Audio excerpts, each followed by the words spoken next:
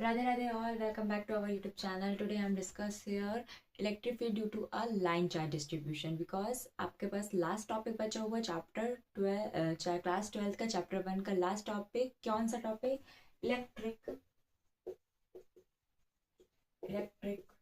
Field due to line charge distribution ठीक है। आपका ये लास्ट टॉपिक बचा हुआ है। आइए देखते हैं, इसको समझते हैं क्या है कि आपके पास क्या होगा। एक लाइन होगी, ठीक है, इस स्ट्रेट लाइन होगी, इसमें हमने कौन सा चार्ज दे दिया, पॉजिटिव चार्ज दे दिया। और कैसा पॉजिटिव चार्ज दिया, यूनिफॉर्मली पॉजिटिव चार्ज दे दिया, ठीक है। अब यूनिफॉर्मली चार्ज देने के बाद हमने क्या किया, अब सीधी सी बात है, इसमें हमको क्या करना होगा, एक गॉसियन सरफेस कंसीडर करना है, क्योंकि हम क्या पढ़ रहे हैं, हम गॉसियन सरफेस के एप्लीकेशंस पढ़ रहे हैं। तो हमें क्या करना पड़ेगा, एक गॉसियन सरफेस समझना होगा।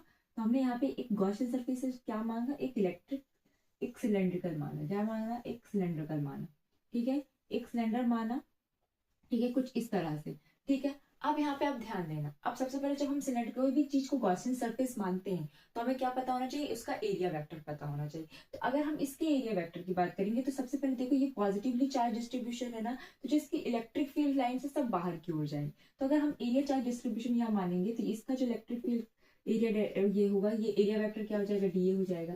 और अगर इसका एरिया वेक्टर मानेंगे तो कुछ इस तरह से हो जाएगा, ये वाला पार्ट, यहाँ पे एक एरिया वेक्टर होगा और यहाँ पे एक एरिया वेक्टर होगा, ठीक है, एक एरिया वेक्टर यहाँ पे होगा।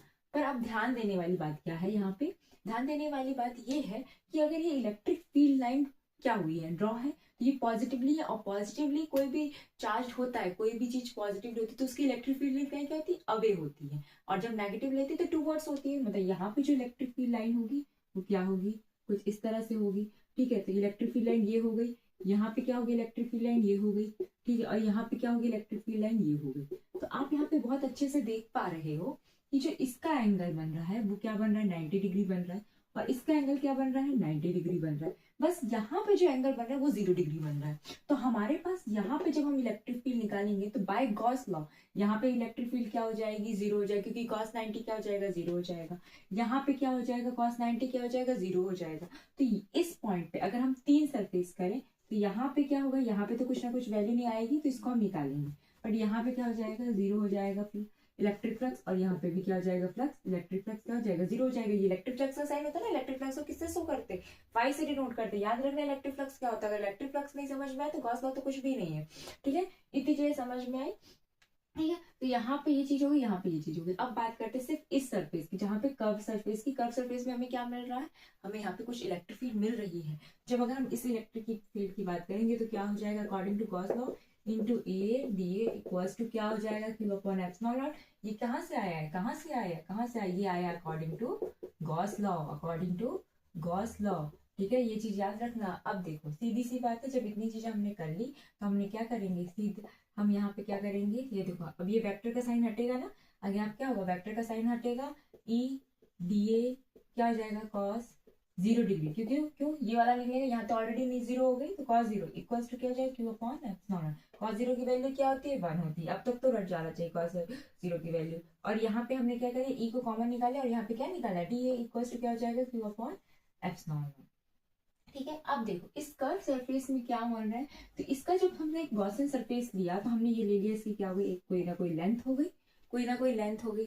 अच्छा, अब हमने जब सिलेंड्रिकल का सरफेस माना है, सरफेस एरिया, तो हम यहाँ पे कौन सा रूल निकालेंगे, सब सिलेंड्रिकल का ही। और यहाँ से लेके यहाँ तक का जो सिलेंड्रिकल का, इस सेंटर से लेके यहाँ तक का जो डिस्टेंस होगा वो स्मॉल आर होगा, ठीक है। तो इस सिलेंडर का अगर हम सरफेस एरिया निकालना चाहें तो क्या हो जाएगा, E equals to A into 2 pi R L, यही हो जाएगा ना, 2 पाई आर एल इंटू क्या हो जाएगा, Q upon epsilon not, Q upon epsilon not. इतनी चीजें समझ में आई। ये कैसे आया, अब देखो, अब कुछ नहीं करना। अब यहाँ पे आप ई की वैल्यू निकालोगे तो ई की वैल्यू क्या हो जाएगी, ई इक्वल्स टू, अब ये जो मल्टीप्लीकेशन में इधर आएगा तो डिवाइड में हो जाएगा, तो क्या हो जाएगा, Q upon 2 pi R L epsilon not, ठीक है, 2 पाई आर एल एप्सिलॉन।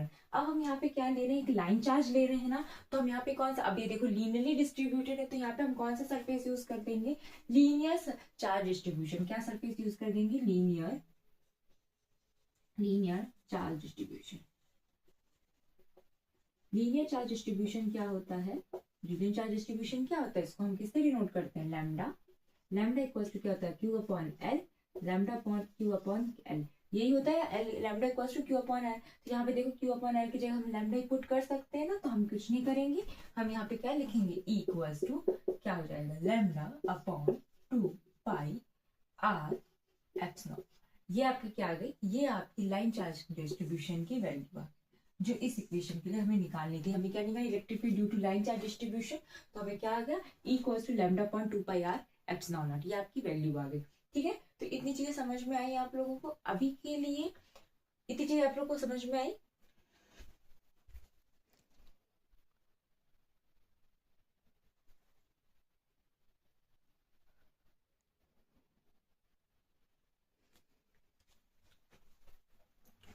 इतनी चीजें आप लोगों को समझ में आ गई होंगी। ये आपके टॉपिक का लास्ट टॉपिक, मतलब इस चैप्टर का लास्ट टॉपिक था। अब हम ले लेंगे चैप्टर 2 में, उसकी भी मोस्ट इंपॉर्टेंट क्वेश्चन सीरीज करेंगे और जल्दी से उस चैप्टर को भी कंप्लीट करेंगे। और क्या होगा नेक्स्ट, धीरे धीरे धीरे आपको चैप्टर को मोस्ट इंपॉर्टेंट, अब आपको वीडियो डेली मिलेगी, है ना। अब आपका ऐसा कुछ नहीं है, मैं भी कोई प्रॉब्लम नहीं आ रही, पर अभी आपको डेली वीडियो मिलेगी।